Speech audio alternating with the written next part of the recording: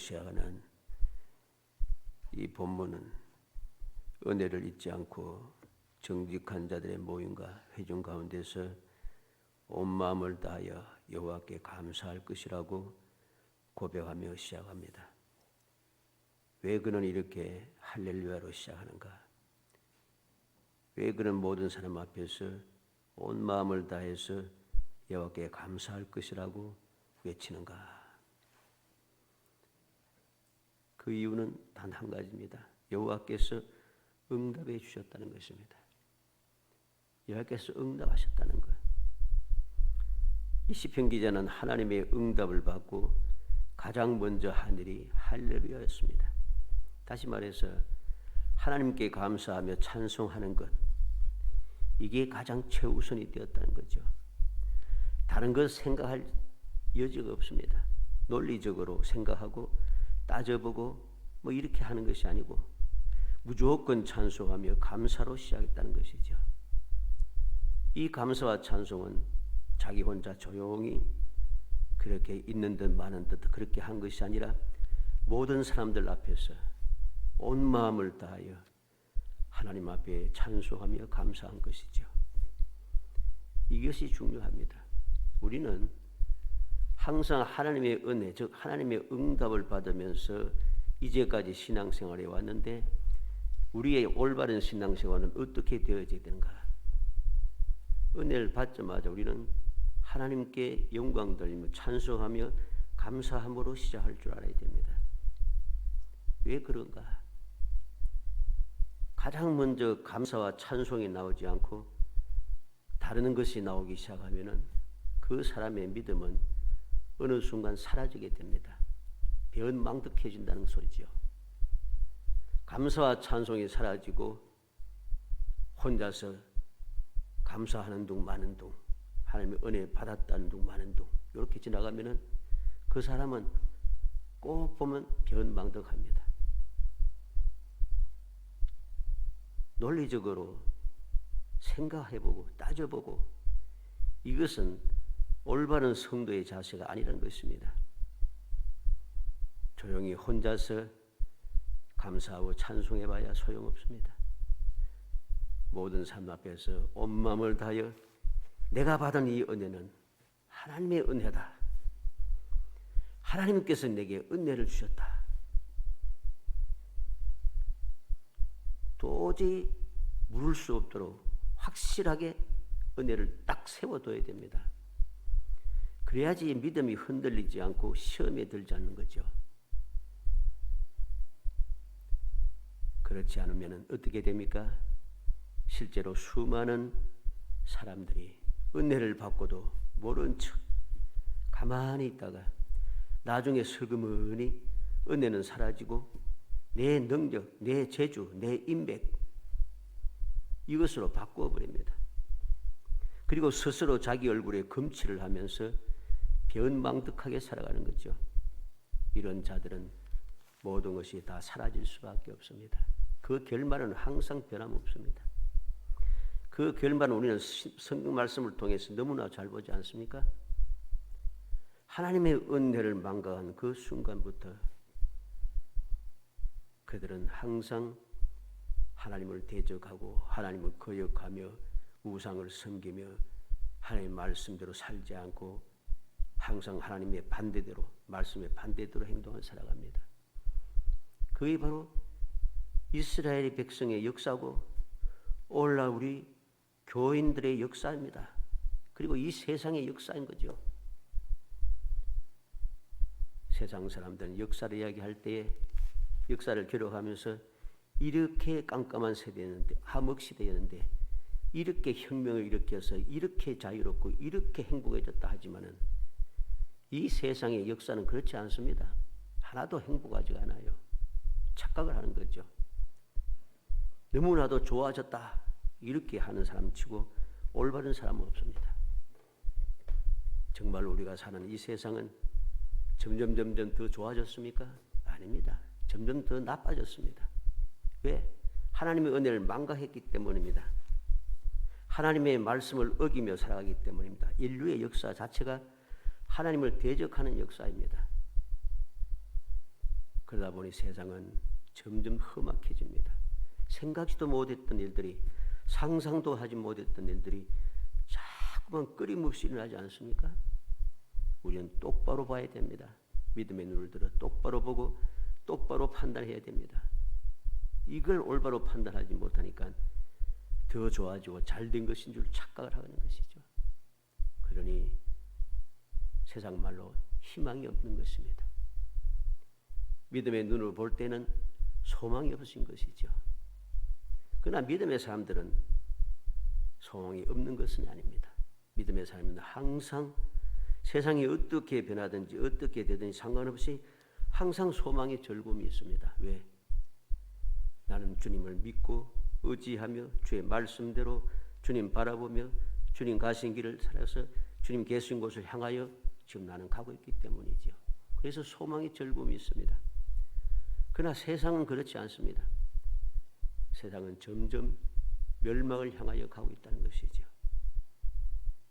이게 바로 은혜를 깨닫느냐 깨닫지 못하느냐. 왜 은혜를 깨닫고 있는가, 왜 은혜를 깨닫지 못하는가, 그 원인이 있는 것입니다.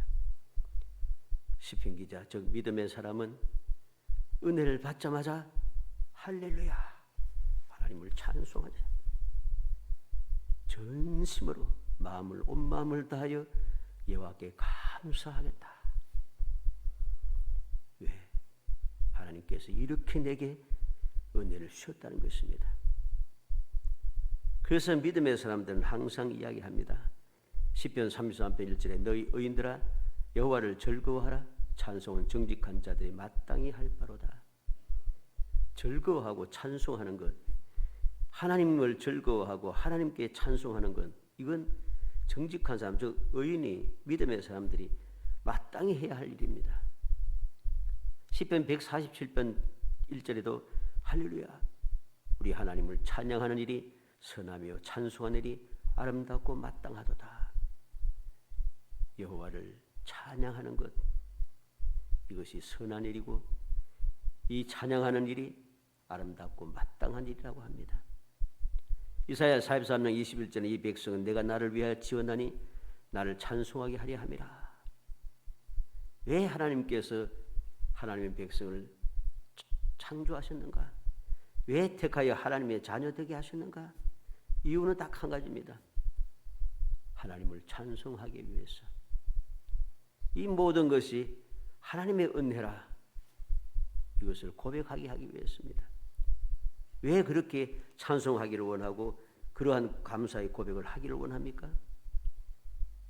하나님께서 창조한 이 세상, 심히 아름답게 창조한 이 세상을 아담과 하와가 범죄함으로 사망과 저주와 고통과 슬픔과 괴로움이 끊임없이 이어지고 이것이 자꾸만 쌓이고 사무쳐서 이제는 도저히 돌이킬 수 없어서 이 세상을 완전히 없애고 새롭게 만들어야 될 정도가 되었다는 것입니다. 이런 세상을 향하여 자꾸만 가고 있는데 그러한 일들에 빠져들지 않고 그러한 이 세상이 사라지기, 멸망하여 없어질 때에 하나님의 은혜 가운데 새로운 삶을 살 수 있는 새하늘과 새 땅에 하나님의 영광 가운데 영원히 행복한 삶을 살게 하는 기회를 주기 위해서 하나님의 은혜라고 찬송을 하게 되고 하나님의 은혜라고 찬송하게 되니 주의 아무것도 뭣도 모르고 살아가는 사람들이 왜 저는 하나님의 은혜라고 하는가? 요즘은 좀 많이 뉴스라든가 TV를 잘 안 봐서 모르겠습니다만 아마 제 생각에는 옛날보다도 많이 거의 없어진 것 같아요. 옛날에는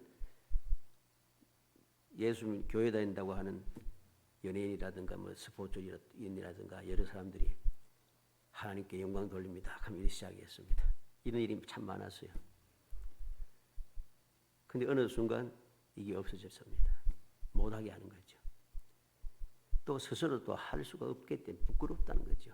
그렇게 하고서는 또 못된 짓을 하니까 이게 또 더 심각해지는 거죠. 그런데 제가 하고자 하는 말은 그 이야기를 한 게 아니고 하나님께 영광 돌린다 하니까 안 믿는 사람들, 세상 사람들이 이해를 못하겠다는 거예요. 왜 열심히 자기가 연기하고 열심히 해가지고선 상을 받아서 내가 열심히 해서 내가 상을 받는데 왜 이게 하나님의 은혜고 하나님의 영광이냐? 이해를 못하겠다는 거죠. 이해할 수가 없죠. 그러나 이러한 은혜를 깨닫고 감사하고 찬송하는 일이 끊임없이 이어질 때에 알지 못하고 이해하지 못했던 사람들이 그들의 삶을 보고 하나님을 찬양하고 하나님께 감사하며 하나님의 은혜를 잊지 않는 그래서 계속해서 그 은혜를 누리며 살아가는 그들의 삶을 보면서 하나님께로 돌아오게 되는 것이죠. 주님 말씀하신 대로 세상의 소금이 되고 세상의 빛이 되는 것이죠. 이게 바로 하나님께서 나를 찬송하게 하려 함이라 하시는 이유가 되는 것입니다. 고린도후서 1장 3절로 4절에 찬송하리로다. 그는 우리 주 예수 그리스도의 하나님이시요 자비의 아버지시요 모든 위로의 하나님이시며 우리의 모든 환난 중에서 우리를 위로하사 우리로 하여금 하나님께 받는 위로로서 모든 환난 중에 있는 사람들을 능히 위로하시는 이이시로다. 찬송할 수밖에 없습니다. 왜? 여러 가지 환난 중에서 우리를 위로하시는 분, 나를 위로받게 하시는 분, 나로 인해서 다른 사람들도 위로받을 수 있도록 은혜 베푸시는 분이란 겁니다. 그래서 찬송할 수밖에 없다는 것이죠. 히브리서 13장 15절에는 그러므로 우리는 예수로 말미암아 항상 찬송의 제사를 하나님께 드리자 이는 그 이름을 정언하는 입술의 열매니라. 우리는 예수로 말미암아 항상 찬송의 제사를 하나님 앞에 드리는 사람이 되어야 된다. 이게 바로 주님의 이름을 정언하는 입술의 열매라고 했습니다. 내가 열심히 복음을 전하고 예수 믿으라고 아무리 해봐야 내가 하나님께 은혜 받고도 하나님 앞에 감사 찬송할 줄 모르고 오만 방자하게 살아가면 과연 이것이 세상 사람들에게 주님께로 오게 할 수 있는 기회가 되는가? 기회 안 됩니다. 길을 막아버리는 것이죠. 오늘 1절 말씀 우리가 봐야겠습니다. 할렐루야. 내가 정직한 자들의 모임과 회중 가운데서 전심으로 여호와께 감사하리로다. 오늘 이 저녁에는 응답 28번째 할렐루야. 할렐루야에 대해서 살펴보려고 합니다. 그래서 우리 모두가 다 영원히 응답받으며 영원히 찬송과 감사가 끊임없이 이어지는 정말 행복한 성도들이 되기를 주 이름으로 축복합니다. 먼저 왜 찬송하며 감사하는가? 행하신 일이 크기 때문이라고 했습니다. 2절에 여호와께서 행하신 일들이 크시오니 이를 즐거워하는 자들이 다 기리는도다. 여호와께서 행하여 주시는 저 응답해 주시는 그 모든 일들은 너무나 큰 일이란 것입니다. 사소한 것 조그만 것이 아니라 여호와께서 나를 위해서 우리를 위해서 행하셨던 모든 일들은 다 큰 일입니다. 그래서 하나님의 은혜를 즐거워하는 믿음의 사람들이 뭘 하는가? 다 기리는도다. 연구한다는 뜻입니다. 모든 사람들이 다 하나님께서 행하셨던 그 기적적인 일, 큰 일을 연구하고 또 연구하는 것입니다. 왜? 무엇을 연구합니까? 행하신 일들이 너무나 커서 왜 이렇게 하시는지, 어떻게 하면 계속 이 놀라운 일들을 내가 누릴 수 있는지 알기 위해서 연구하고 또 연구하는 거죠. 그래서 지혜로운 믿음의 사람들은 하나님의 그 역사, 하나님의 은혜를 즐거워하는 신실한 믿음의 사람들은 항상 말씀을 묵상하기를 게을리하지 않습니다. 왜? 말씀을 묵상하면 묵상할수록 하나님께서 어떠한 때에 어떻게 역사하시는지, 무엇 때문에 이렇게 하시는지 모든 것이 세세하게 기록되어 있습니다. 교훈이 딱 기록있습니다. 그러니 그 말씀을 연구하면 연구할수록, 기리면 기릴수록 우리는 여호와께서 행하시는 큰 일을 내가 체험할 일이 더 많아지는 거죠. 더 많이 체험하고 더 많이 누릴 수 있게 되는 것입니다. 그래서 이 사실 행하는 일이 너무 크기 때문에 하나님께 감사하고 찬송하지 않을 수 없다는 것입니다. 에스라 7장 10절에 보면 에스라가 여호와의 율법을 연구하여 준행하며 율례와 규례를 이스라엘에게 가르치기로 결심하였더라 그랬습니다. 학사 에스라, 제사장이면서 학사인 에스라가 여호와의 율법을 연구한 말씀대로 실천하고, 그리고 이 내가 연구하여 실천했던 이 하나님의 말씀, 즉 율례와 규례를 이스라엘 백성들에게 가르치기를 결심하였다 합니다. 왜? 내가 연구하면 연구할수록, 내가 연구한 대로 실천하면 실천할수록 하나님의 은혜가 크다는 것입니다.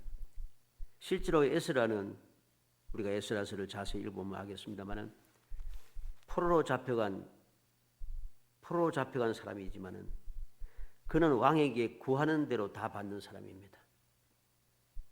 누가 포로가 원하는 대로 다 주겠습니까? 그런데 에스라는 원하는 대로 다 받는 사람이에요. 그리고 그는 왕이 호위하는 군사를 주겠다 해도 군사가 필요 없다. 하나님은 믿음의 사람들 지켜 보호하신다고 외치면서 모든 군사를 물리치고 자기들만, 오직 에스라와 유대인들만 출발해 가기 시작합니다. 그리고 출발하기 전에 그들은 강가에서 금식하며 하나님께 기도합니다. 왜? 내가 이렇게 왕에게 큰 소리 쳤는데 하나님께서 안전하게 인도하시고 보호해 주셔서 안전하게 도착하게 해주시라고 기도하는 거죠. 그랬더니 하나님께서 응답하셨다고 했습니다. 에스라는 응답받고 무사히 예루살렘에 도착하게 되는 것입니다. 이렇게 모든 것을 체험하고 경험하고 하나님의 은혜를 끊임없이 누렸던 이 에스라는 더 많은 은혜 누리기 위해서 하나님의 율법을 즐거워하면서 그 말씀을 열심히 연구하고 열심히 준행하였고, 체험한 그것을 모든 백성들에게 가르치기로 결심했다는 것입니다. 왜? 모든 백성들이 하나님의 은혜를 모르고 배은망덕하다가 이 지경에 이르다는 것이죠. 그러니 앞으로는 이러한 징에 빠지지 않게 하기 위해서 가르치기로 결심한 것입니다. 시편 1편 2절로 3절에 오직 여호와의 율법을 즐거워하여 그 율법을 주야로 묵상하는도다. 그는 시냇가에 심은 나무가 철을 따라 열매를 맺으며 그 잎사귀가 마르지 아니함 같으니 그 하는 모든 일이 형통하리로다. 형통하리로다. 여호와께서 하시는 큰 일을 잊지 않고 연구하는 사람들, 주야로 즐거워하며 하나님의 말씀을 묵상하는 사람들은 어떠한 은혜를 누립니까? 시냇가에 심은 나무처럼 철을 따라 열매를 맺고 잎사귀가 마르지 아니하고 하는 모든 일이 형통하고 놀라운 하나님의 크신 역사가 계속해서 이어지는 거죠. 그러니 하나님의 말씀을 연구하지 않을 수가 없고, 연구하면 할수록 하나님의 행하시는 큰 일을 깨닫지 않을 수가 없습니다. 깨닫게 되니 하나님을 찬송하고 감사하게 되는 것이죠. 누가복음 1장 3절로 4절에 그 모든 일을 그놈부터 자세히 미루어 살핀 나도 데오빌로 각하에게 차례로 써보내는 것이 좋은 줄 알았노니 이는 각하가 알고 있는 바를 더 확실하게 하려 함이로라. 누가복음을 써서 데오빌로에게 편지한 이유가 무엇인가? 알고 있는 바를 더 확실하게 하기 위해서, 예수 그리스도에 대한 그 지식, 예수 그리스도에 대한 은혜, 예수 그리스도에 대한 그 놀라운 축복, 이것을 더 잘 알게 하기 위해서, 그래서 더 많은 은혜 받아 누리게 하기 위해서 누가는 이 누가복음을 열심히 살피고 자세히, 근원부터 자세히 미루어 살펴서 그것을 기록하여 데오빌로에게 편지로 보내준 것이죠. 베드로전서 1장 10절로 12절에도 이 구원에 대하여는 너희에게 임할 은혜를 예언하던 선지자들이 연구하고 부지런히 살펴서 자기 속에 계신 그리스도의 영이 그 받으실 고난과 후에 받으실 영광을 미리 증언하여 누구를 또는 어떠한 때를 지시하는지 상고하니라. 이 섬긴 바가 자기를 위한 것이 아니요 너희를 위한 것이니 계시로 알게 되었으니 이것은 하늘로부터 보내신 성령을 힘입어 복음을 전하는 자들로 이제 너에게 알린 것이요 천사들도 살펴보기를 원하는 것이니라. 앞서간 모든 선지자들이 열심히 연구했던 것, 천사들까지도 살펴보기를 원하는 것, 바로 그것을 우리가 받아 누린다는 것입니다. 이 소중한 것을 내가 어떻게 허투루 사용할 수 있겠느냐는 것이죠. 이 놀라운 사실을 행하신 일이 큰 것을 깨닫는 사람들은 하나님의 역사를 연구하고 또 연구하며 끊임없이 찬송하며 감사한 일을 이어가게 되는 것이죠. 두 번째로 왜 찬송하며 감사하는가? 행하시는 일이 존귀하고 의미하고 영원하다는 것입니다. 3절에 그의 행하시는 일이 존귀하고 의미하며 그의 의가 영원히 서 있도다 그랬습니다. 놀라운 말씀이죠. 여호와께서 행하시는 모든 일, 즉 응답해 주셨던 그 모든 은혜 베푸시는 일이 너무나도 존귀하고 의미하고 그 의로움이 영원히 서 있다는 것입니다. 하나님께서 행하시는 모든 일들은 항상 존귀합니다. 의미합니다. 영원히 서 있습니다. 불변하다는 것이죠. 항상 그 역사는 너무나도 존귀하여 세상의 그 어떤 사람들의 열심으로 힘을 내어서 수단과 방법을 가리지 않고 이루었던 모든 것과 비교가 안 되는 겁니다. 너무나도 의미하여 너무나도 놀라운 일입니다. 비교 불가합니다. 영원히 서 있습니다. 영원히 이 하나님의 역사는, 기적의 역사는 사라지지 않습니다. 천지 창조가 그러하고 홍수 심판도 그러하고 아브라함을 부르심도 그러하고 야곱을 택하심도 그러하고 요셉에게 행하신 일도 그러하고 모세의 탄생과 양육 그리고 모세를 부르시고 이스라엘 백성 인도하시는 그 역사, 이 모든 일이 존귀하고 의미하고 영원합니다. 이스라엘 백성들이 홍해를 건너는 것, 불 구름 기둥으로 날마다 인도하시는 것, 만나를 날마다 주시는 것, 반석에서 물이 솟아나는 것, 시내산에서 하나님께 친히 강림하신 것, 이스라엘 백성이 요단강을 건너가는 것, 여리고성이 무너지는 것, 예수님께서 이 땅에 오신 것, 그리고 모든 일들, 지금까지 이루어진 모든 일들은 영원히 든든히 서 있어서 우리에게 교훈이 되는 말씀입니다. 교훈이 되는 일이란 것입니다. 영원히 서 있습니다. 존귀하고 의미하여 세상의 그 무엇과도 비교 불가합니다. 사람들이 이루어난 모든 것들, 성공이라고만 하는 모든 것들과 비교조차 되지 않는 너무나도 놀랍고 영광스러운 것입니다. 이러한 사실을 깨닫게 되니 감사하고 찬송하는 거죠. 왜 이러한 하나님의 은혜를 보고서도 이 은혜를 누리면서도 왜 하나님께 감사하고 찬송하지 못하는가? 모르기 때문입니다. 오히려 내가 살아가면서 내가 이룬 것이 더 뛰어나 보이고 내가 한 것이 더 좋아 보이고 내가 한 것만 남아있는 것 같은 착각에 헤매는 사로잡힐 것이죠. 그러나 그런 착각은 오래가지 않습니다. 어느 순간 내가 비교 불가로 내가 대단하게 큰 일을 한 것 같고 너무나도 놀라운 일을 한 것 같은 비교 불가한 영광스러운 일을 할 것 같고 그리고 영원히 없어지지 않을 이름을 남긴 것 같은데 어느 순간 보면은 모든 것이 다 허무합니다. 헛되입니다. 아무것도 아닙니다. 나 혼자서 착각하고 있지 아무도 알아주지 않는다 사실이죠. 우리는 이 사실을 명심해야 됩니다.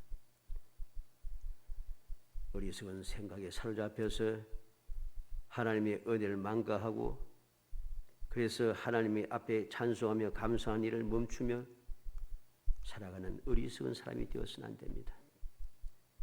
그 결과는 무엇이겠습니까? 내가 이룬 모든 것이 다 사라져 없어집니다. 사람들은 대단히 큰일이라고 대단히 이름이 영광스럽게 남을 것이다. 뭐 호랑이는 가죽을 남기고 사람은 임을 남긴다 합니다만 임을 남겨본들 누가 알아주겠습니까? 다 끝장이죠. 다 허무하기 짝이 없습니다. 그 누구도 비교할 바 없는 솔로몬이 그 모든 것을 다 누리고서도 마지막에 고백은 무엇입니까? 다 헛되다는 것입니다. 다 헛되다는 것이죠. 마지막으로 왜 찬송하며 감사하는가? 기적을 기억하게 하기 위해서라는 것입니다. 기적을 기억하도록 내게 응답해 주셨다는 것입니다. 그래서 감사 찬송하는 겁니다. 4절에 그의 기적을 사람이 기억하게 하셨으니 여호와는 은혜로우시고 자비로우시도다.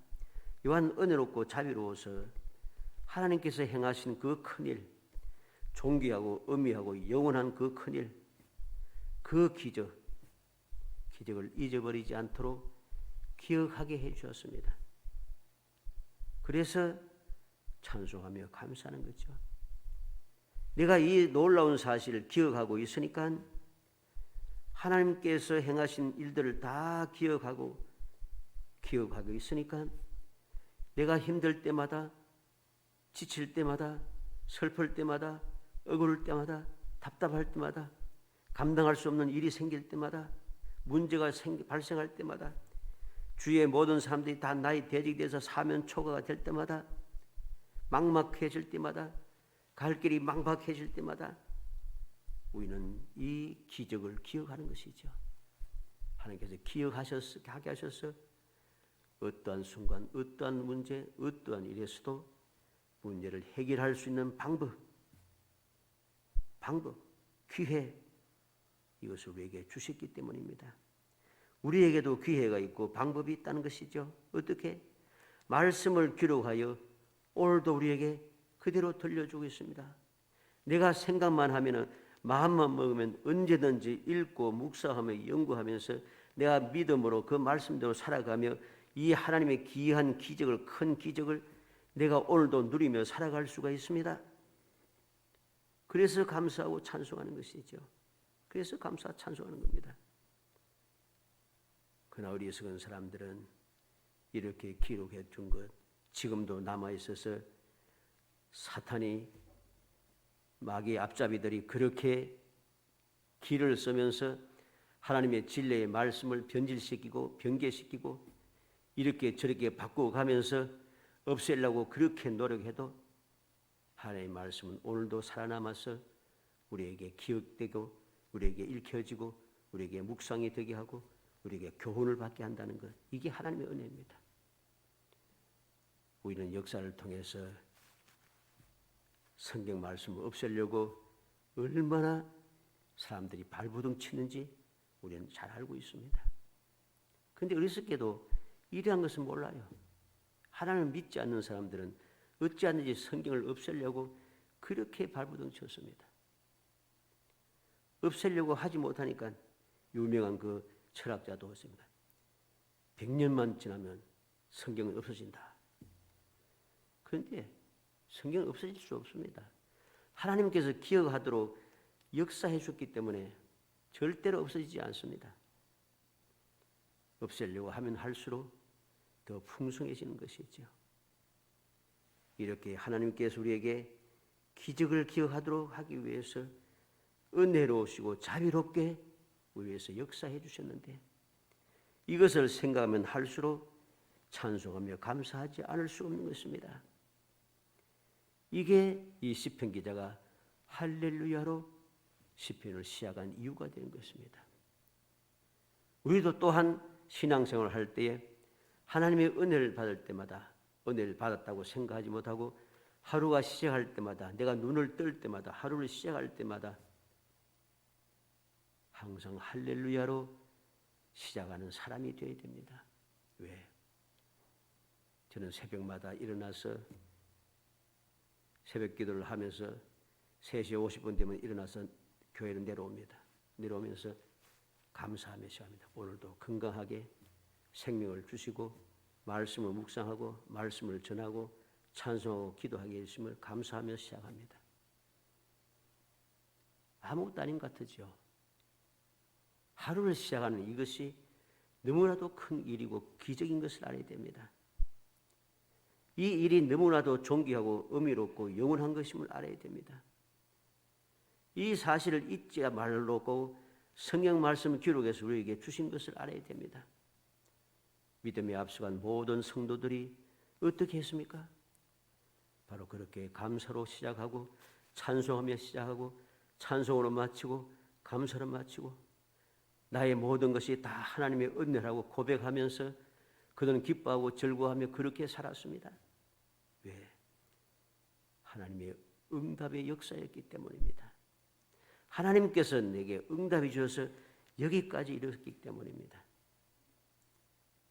간절히 바라기 우리 모든 성도들이 이 시편 기자처럼 하나님께서 응답하신 것, 그것이 사소하다고 생각하지 말고 내게 응답하시고 내게 주신 은혜가 너무나도 큰일이고 너무나도 존귀하고 의미하고 영원한 것이고 기억하여서 잊어버리지 않도록 기억하게 하시는 놀라우신 기적의 역사임을 굳게 믿고 믿음으로 할렐루야로 시작하고 할렐루야 마치며 할렐루야로 감사하면서 끊임없이 살아가서 여러분들의 삶 속에 끊임없는 하나님의 기적의 역사, 하나님의 크신 역사, 그 무엇과도 비교할 수 없는 존귀하고 위엄차고 영원한 그 은혜를 끊임없이 누리며 살아가는 행복한 성도 되시기를 주의 이름으로 축복합니다. 은혜 감사합니다. 사랑하여 주셔서 택하여 주시고 택한 저희들을 하여금 주님의 은혜를 잊지 않고 기억하여 그 은혜 감사하게 하고 찬송하게 하심을 감사합니다. 주님께서 내게 베풀으신 일이 너무나도 큰 일이고 그것이 세상 그 무엇과도 비교할 수 없는 존귀하고 의미하고 영원한 것이며 항상 잊어버리지 않을 만큼 큰 기적인 것을 알게 하심을 감사합니다. 이 사실을 굳게 믿고 어떠한 상황에서도 항상 할렐루야로 감사로 시작하고 감사로 마치게 하시고 모든 것이 다 하나님의 은혜임을 감사하며 하나님께 영광 돌리는 거룩한 찬양의 삶을 이어갈 수 있도록 은총을 베풀어 주옵소서. 예수님의 이름으로 기도합니다. 아멘.